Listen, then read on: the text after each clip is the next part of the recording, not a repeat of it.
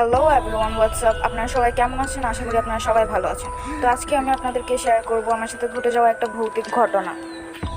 তো আপনারা সবাই ভিডিওতে দেখতে পাচ্ছেন খুব সুন্দর গ্রামের শান্ত নীরব প্রকৃতি। তো আপনারা সবাই ভাবতেই পারেন যে এত সুন্দর পরিবেশে আবার ভৌতিক ঘটনা কিভাবে ঘটে অথবা কেনই বা ঘটবে। এখন এই ধরনের প্রশ্নের উত্তর আমার কিংবা আপনাদের কাছেও নেই। তো আগে আমি আপনাদেরকে আমার সাথে ঘটে যাওয়া কাহিনীটা শেয়ার করি। তো ঈদের ছুটিতে আমি আমার মার সাথে গ্রামে বেড়াইতে গেছিলাম। তো আপনারা তো জানেনই যে গ্রামের পরিবেশ কতটা সুন্দর হয়।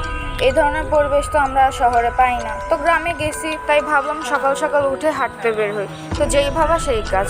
তো আমি আর আমার মা সকাল 7টার দিকে আমি আর আমার মা হাঁটতে বের হয়েছিলাম। তো স্বাভাবিকভাবে আমরা হাঁটতেছিলাম, কথা বলতেছিলাম, আর এই যে দৃশ্যগুলো আমরা রেকর্ড করতেছিলাম।